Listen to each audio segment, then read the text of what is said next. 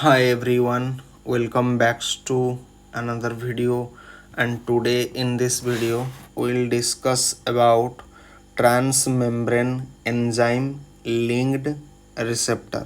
ठीक है. Now transmembrane enzyme linked receptor का 2 वीडियो मतलब अपलोड हो चुका है. इसमें से हमने ट्रांसमेम्ब्रेन ये सब चीज़ को ट्रांसमेम्ब्रेन क्या होता है, एंजाइम क्या होता है, रिसेप्टर क्या होता है, लिंक क्या होता है, इसके मतलब वर्ड के ऊपर मतलब हमने फोकस किया. लेकिन transmembrane enzyme linked receptor TMELR का जो कोर आइडिया है, कोर फंडामेंटल कॉन्सेप्ट है, इसके ऊपर हमने कहीं ना कहीं डिस्कशन नहीं किया. तो जब मैं इसके ऊपर सोच रहा था मुझे तब पता चला कि मैंने तो हर एक वर्ड को समझा दिया, ठीक है, लेकिन उसका कोर मीनिंग को समझाया नहीं.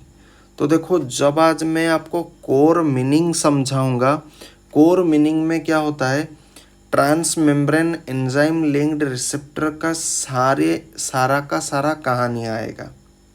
ठीक है.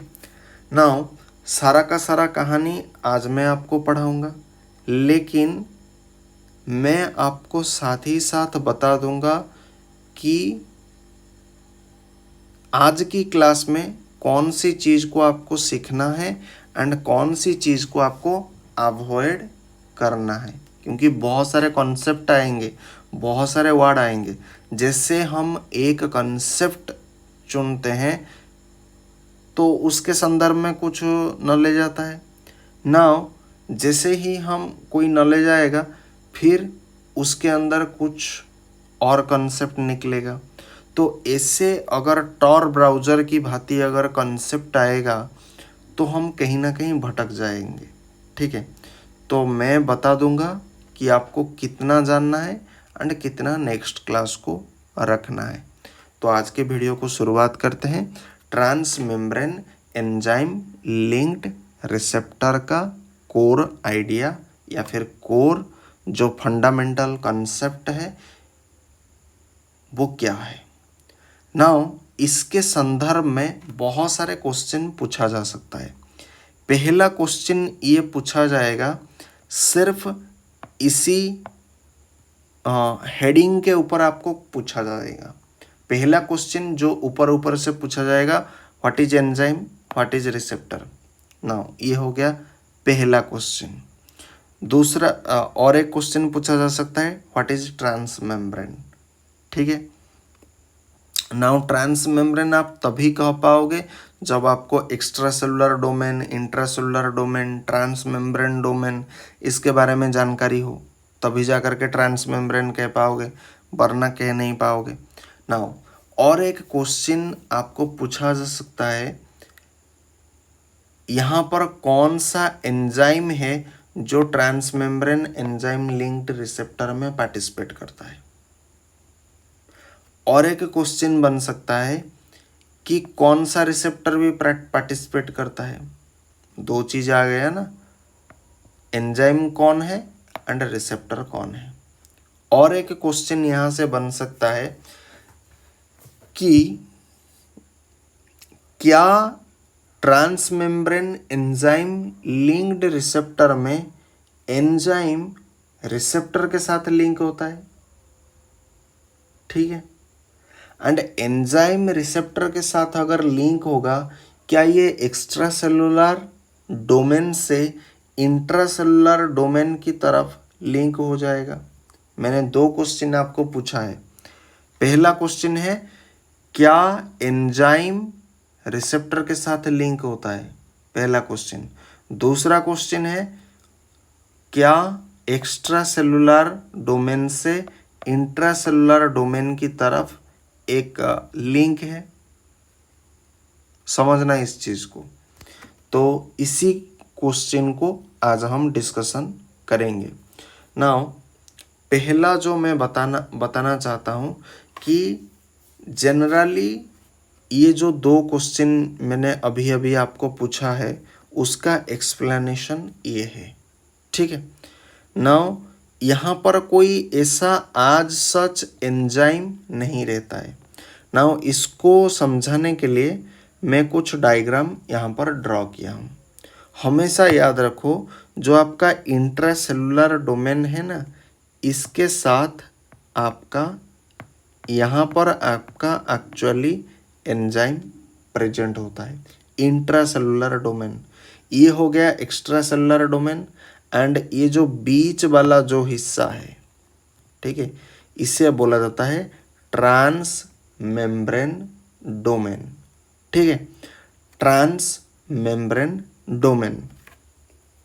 नाउ मेरा क्वेश्चन है, क्या ये जो एंजाइम रिसेप्टर के साथ लिंक होता है, क्या ये एंजाइम और रिसेप्टर अलग अलग है या एक साथ है? मतलब कौन किसके साथ है, एंजाइम रिसेप्टर के साथ है या रिसेप्टर एंजाइम के साथ है? ऐसे भी आपको क्वेश्चन पूछा जा सकता है। तो इस टाइप के वीडियो को देखने के लिए आप इस चैनल को फॉलो कर सकते हो। ठीक है, नाउ देखो, ये सारे क्वेश्चन का जो उत्तर होगा वो इस तरीके से होगा कि यहाँ पर ऐसा कोई आज सच कहानी नहीं होता है। मतलब इसका कोर कंसेप्ट हो जाएगा सिंगल प्रोटीन कॉम्प्लेक्स। नाउ ये क्या होता है? The receptor itself is a single transmembrane protein with 3 integrated domain. यहाँ पर जो रिसेप्टर होता है ना, यहाँ पर रिसेप्टर वर्ड आ रहा है, तो ये जो रिसेप्टर होता है ये सिंगल ट्रांसमेम्ब्रेन होता है। ट्रांसमेम्ब्रेन मैंने आपको दिखा दिया, तो ये एक सिंगल ट्रांसमेम्ब्रेन प्रोटीन होता है। और इसके साथ क्या क्या होता है? 3 इंटीग्रेटेड डोमेन है। इंटीग्रेटेड मतलब ये एक साथ, मतलब हर एक चीज़ के बीच में क्या होता है? कनेक्टेड होता है। ऐसा गैप टाइप का नहीं होता है। जैसे आपने +2 में पढ़ा होगा इंटीग्रेटेड नीट कोचिंग, मतलब +2 का तैयारी भी करोगे, उसके साथ नीट का भी तैयारी करोगे। इंटीग्रेटेड मतलब समझते हो? मतलब एक दूसरे से जुड़ा हुआ है, अलग नहीं है। मतलब +2 साइंस के लिए अलग प्रिपरेशन, नीट के लिए अलग प्रिपरेशन नहीं। नीट का प्रिपरेशन एंड +2 का प्रिपरेशन जब हम इसे जोड़ देंगे तब इसे कहेंगे इंटीग्रेटेड कोचिंग। ठीक है, तो ये होता है इंटीग्रेटेड डोमेन। नाउ यहाँ पर कितना इंटीग्रेटेड डोमेन होता है? 3 इंटीग्रेटेड डोमेन होता है। ठीक है, एक होता है एक्स्ट्रा सेलुलर डोमेन, दूसरा होता है ट्रांसमेम्ब्रेन डोमेन, एंड तीसरा होता है इंट्रा सेलुलर डोमेन। एंड ये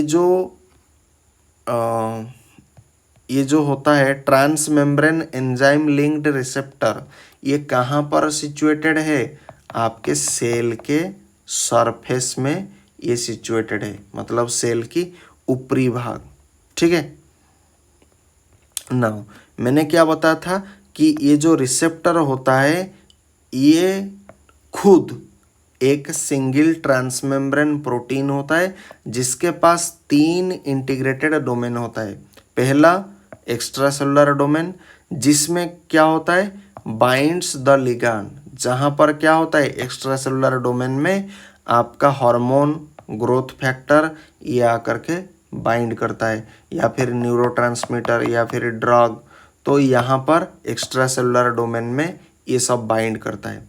नाउ ट्रांसमेम्ब्रेन डोमेन में क्या क्या होता है? A single alpha helix anchoring the receptor in plasma membrane. ठीक है, नाउ उसके बाद intracellular domain has intrinsic enzymatic activity. ये बाद में पढ़ाऊंगा। ठीक है, मैं बोल दूंगा हर एक चीज़ कब किसको पढ़ाना है। ठीक है, नाउ एग्जाम्पल हो गया आपका काइनेज, दूसरा हो गया आपका साइक्लेज। तो यहाँ पर एग्जाम्पल भी इम्पोर्टेंट है, इसे हम बाद में पढ़ेंगे। नाउ एंजाइम लिंक्ड मतलब क्या होता है? मतलब transmembrane enzyme linked receptor. So enzyme link कहने का मतलब होता है इंट्रिंसिक एंजाइम। इंट्रिंसिक एंजाइम बाद में पढ़ाऊंगा। The key point is that the enzyme is not a separate molecule linked to the receptor. Enzyme कोई सेपरेट मॉलिक्यूल यहाँ पर नहीं है, ये बहुत इंपॉर्टेंट कॉन्सेप्ट है। Enzyme is not a separate molecule, ये कोई सेपरेट नहीं है जो कि लिंक हो रहा है आपके रिसेप्टर के साथ, ठीक है। It is an integral part of the receptor. जैसे +2 साइंस के साथ आपका नीट का कोचिंग चलता है इंटीग्रेटेड, तो उसी तरह से आपका एंजाइम और आपका रिसेप्टर ये अलग अलग नहीं है। रिसेप्टर के पास आपका एंजाइम पूरा इंटीग्रेटेड है, मतलब ये उसका पार्ट है, रिसेप्टर का पार्ट आपका एंजाइम है यहाँ पर। So it is an integral part of the receptor protein itself. Now the intracellular domain is the enzyme. जो इंट्रासेलुलर डोमेन, जो अभी अभी मैंने फिगर में आपको समझा रहा था, आपका इंट्रासेलुलर डोमेन जो होता है वो आपका एक एंजाइम होता है, मतलब वहाँ पर एंजाइमेटिक एक्शन कैरी आउट होता है, ठीक है। नाउ तीसरा जो चीज़ है mechanism of a signal transduction, signal का ट्रांसडक्शन। तो यहाँ पर 2 वर्ड आ रहा है, signal and transduction. So what are the signal? आपका सिग्नल कौन है? आपका सिग्नल यहाँ पर कोई भी ड्रग हो सकता है, न्यूरोट्रांसमीटर हो सकता है, या फिर कोई हार्मोन हो सकता है। तो सिग्नल का मतलब हो गया क्या? ड्रग, न्यूरोट्रांसमीटर, आपका बाकी चीज़ें, ठीक है। नाउ ट्रांसडक्शन का मतलब होता है from extracellular region domains to intracellular domain के अंतर्गत, ठीक है। Now ligands binds to the extracellular domain. Ligand क्या होता है? एक्स्ट्रा सेलुलर डोमेन के साथ ये बाइंड करता है। नाउ ये जो बाइंडिंग होता है ये इंड्यूसेस कर देता है, मतलब कैरी फॉरवर्ड कर देता है कॉन्फॉर्मेशनल चेंज एंड डाइमराइजेशन। ये बाद में देखेंगे डाइमराइजेशन क्या होता है। 2 receptor monomer come together, 2 receptor monomer एक साथ आते हैं, ठीक है। नाउ डाइमराइजेशन एक्टिवेट करेगा किसको? एंजाइमेटिक एक्टिविटी को, ठीक है, ऑफ द इंट्रासेलुलर डोमेन। हमेशा मैंने क्या कहा? इंट्रासेलुलर डोमेन में आपका एंजाइमेटिक एक्टिविटी होता है।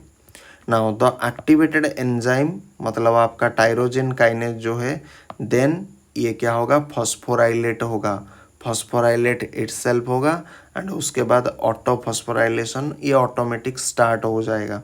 एंड डाउनस्ट्रीम सबस्ट्रेट प्रोटीन, ये सारा चीज़ मैं बाद में बताऊंगा, ठीक है। These phosphorylated protein carry the signal into the cell, ठीक है। तो ये इसी तरह से इंट्रासेलुलर रिस्पॉन्स जो भी होगा ये क्या होगा? ये सेल तक अपना बायोलॉजिकल रेस्पॉन्स देगा, ठीक है।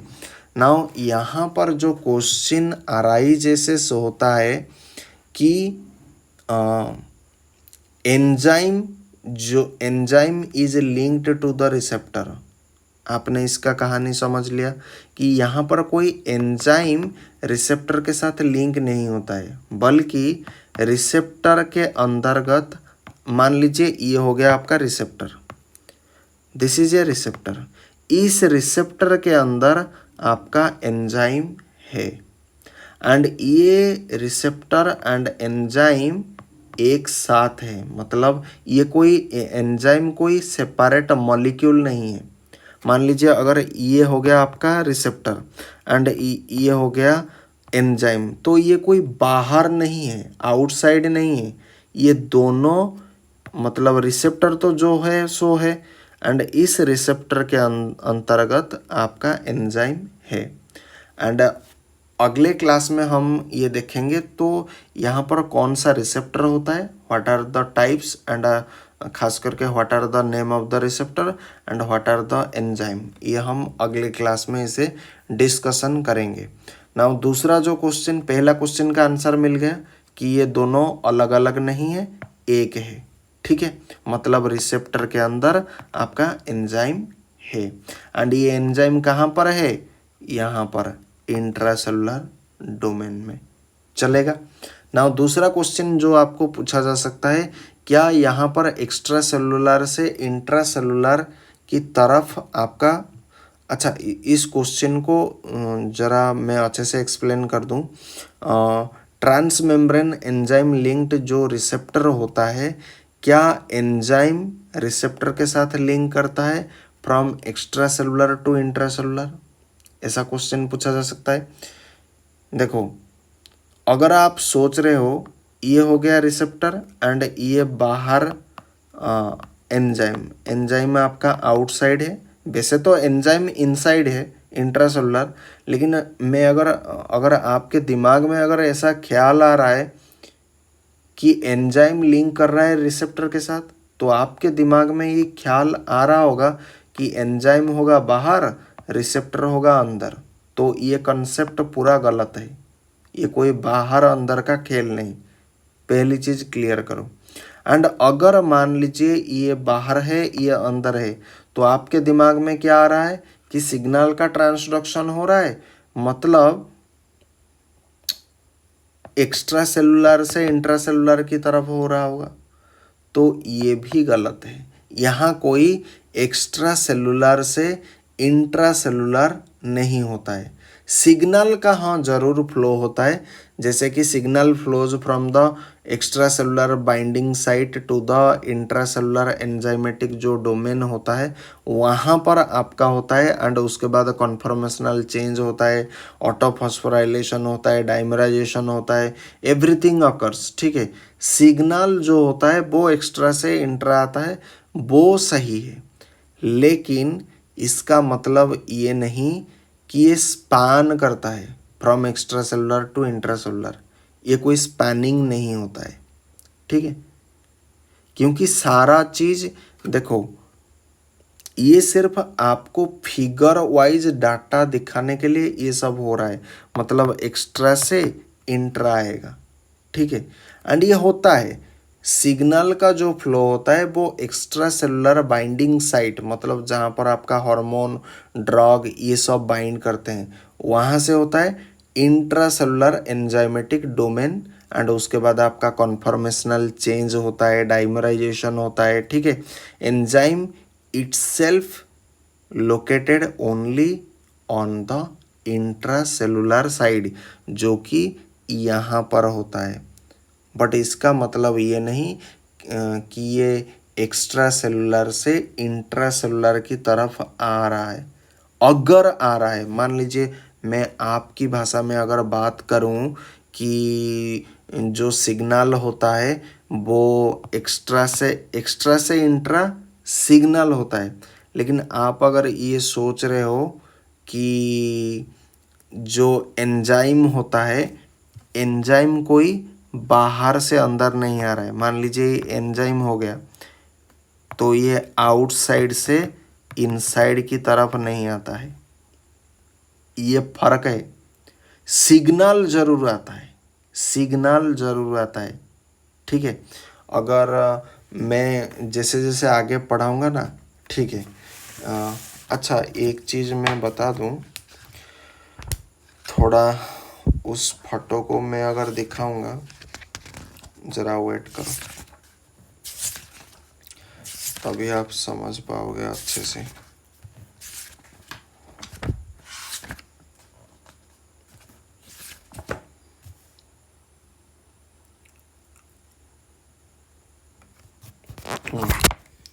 अभी थोड़ा वेट करो।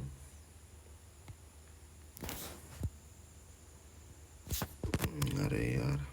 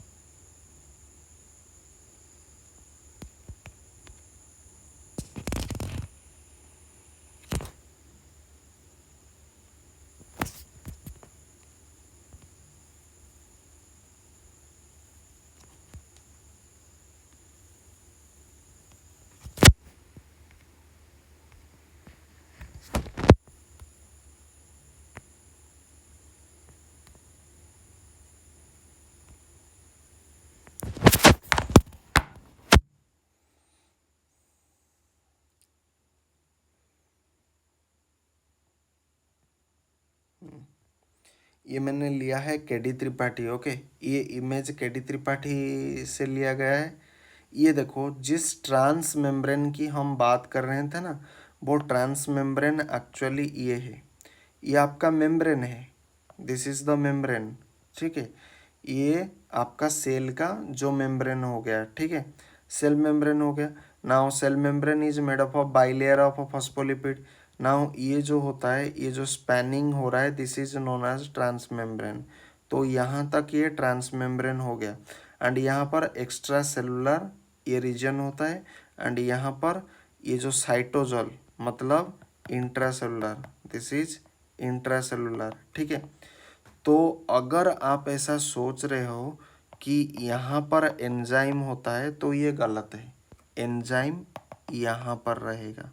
ठीक है, एंड ये टोटली क्या होता है, ये रिसेप्टर होता है। यहाँ पर रिसेप्टर, ठीक है, रिसेप्टर मतलब क्या है, कोई चीज़ को रिसीव करना। ठीक है, तो यहाँ पर रिसीव करने का सेंटर है बेसिकली, ये रिसेप्टर है। एंड ये टोटली कनेक्टेड है, मतलब कैसे, एक्स्ट्रा से इंट्रा की तरफ सिग्नल आएगा। अगर सिग्नल की पर्सपेक्टिव से बात करोगे तो सिग्नल एक्स्ट्रा से इंट्रा आएगा। बट अगर क्वेश्चन आपको पूछा जाए कि एंजाइम अंदर से मतलब बाहर से अंदर आता है क्या, तो ये गलत है। ठीक है, ये कोई एक्स्ट्रा सेलुलर से इंट्रा सेलुलर इसका कोई अवधि नहीं होता है। ठीक है, आई होप मैं जो बताना चाहता हूँ आप उसको अंडरस्टैंड कर पा रहे हो। ये बहुत इम्पोर्टेंट है। दो कन्फ्यूजन आपका आ रहा है जो हो सकता है। सिग्नल हमेशा याद रखो आउटसाइड से इनसाइड होता है, पहली चीज़। दूसरी चीज़ आपके दिमाग में क्लैरिटी रखो, एंजाइम हमेशा आपका इनसाइड रहता है, क्योंकि यहाँ पर आपका ऑटोफॉस्फोराइलेशन होता है। जिस फॉस्फोराइलेशन की बात हम कर रहे हैं ना, वो यहाँ पर होता है। तो देखो, ये हो गया आपका हार्मोन बाइंडिंग साइट। तो यहाँ पर अब मान लीजिए पेप्टाइड हार्मोन, जैसे कि आपका इंसुलिन फिंसुलिन जो भी हो गया, वो यहाँ पर देखो बाइंड ही है। ये होता है आपका इनएक्टिव स्टेट। ठीक है, ये इनएक्टिव स्टेट, ये एक्टिव स्टेट। तो यहाँ पर हार्मोन बाइंड नहीं हुआ है, अभी ऑक्यूपाई नहीं है। यहाँ पर देखो ऑक्यूपाई हो गया। तो जब ये ऑक्यूपाई हो जाएगा तो धीरे धीरे क्या होगा, एंजाइमेटिक एक्शन शुरू हो जाएगा, ऑटोफॉस्फोराइलेशन शुरू हो जाएगा। ये मैं बताना चाहता हूँ। आई होप इस फिगर को देखने के बाद मैं क्या बता रहा हूँ आपको समझ में आया होगा। ठीक है, एंड हमेशा याद रखो, मान लीजिए ये टोटल रिसेप्टर है, इसका मतलब क्या है, ये टोटल जो एरिया है वो रिसेप्टर है। वो क्या है, वो रिसेप्टर है। एंड इस रिसेप्टर के अंदर, ये मान लीजिए रिसेप्टर है, इस रिसेप्टर के अंदर आपका एंजाइम है।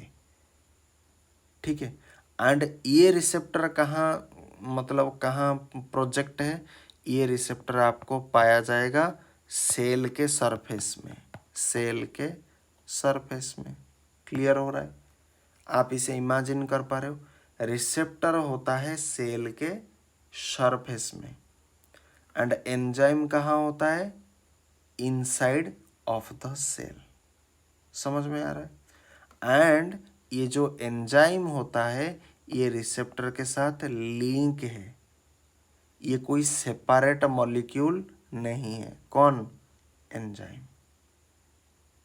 तो थोड़ा ध्यान दे करके पढ़ना बेटा, ये फार्माकोलॉजी है, ये कोई और सब्जेक्ट नहीं कि आप इसे मतलब रट्टा मार लोगे, ऐसा कुछ कर दोगे। अगर ऐसा सोच रहे हो, ये कभी नहीं होगा, एग्जाम में नहीं लिख पाओगे, कॉन्सेप्ट भी क्लियर नहीं होगा। ठीक है, एंड बहुत सारे मतलब कुछ भी नाइपर जो जीपैट जो पाते हैं, मतलब जिस लेवल का आगे मैं मतलब पढ़ाऊँगा, आपकी दिमाग मतलब ख़राब हो जाएगा। ठीक है, एंड एक चीज़ मैं बताना चाहता हूँ, मैं जो भी पढ़ाऊँगा इसे कभी एग्ज़ाम में नहीं लिखना है।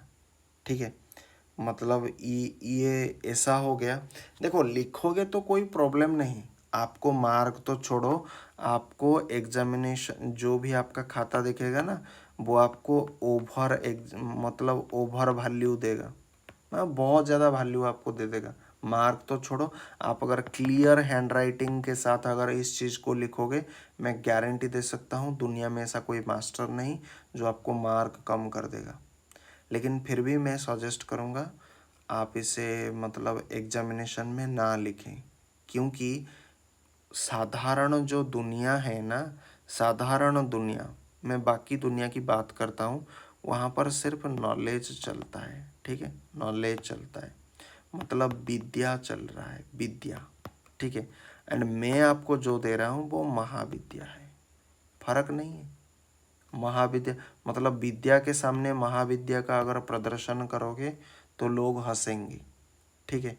तो मैं ये चाहता हूँ अगर आप कंसेप्ट जानना चाहते हो, डीप अंडरस्टैंडिंग करना चाहते हो, तो ये चीज़ अच्छा है, ठीक है, ये चीज़ अच्छा है, क्योंकि यहाँ पर मैं हर एक वर्ड को, हर एक सेंटेंस को, कोर मीनिंग, एवरीथिंग मैं जितना हो सका उतना मैं समझा रहा हूँ, ठीक है ना। अगर यही सभी चीज़ को आप सोचो ना, आप एग्ज़ाम में एक वर्ड को एक्सप्लेन करते हो क्या? मुझे बताना, करते हो? नहीं करते हो।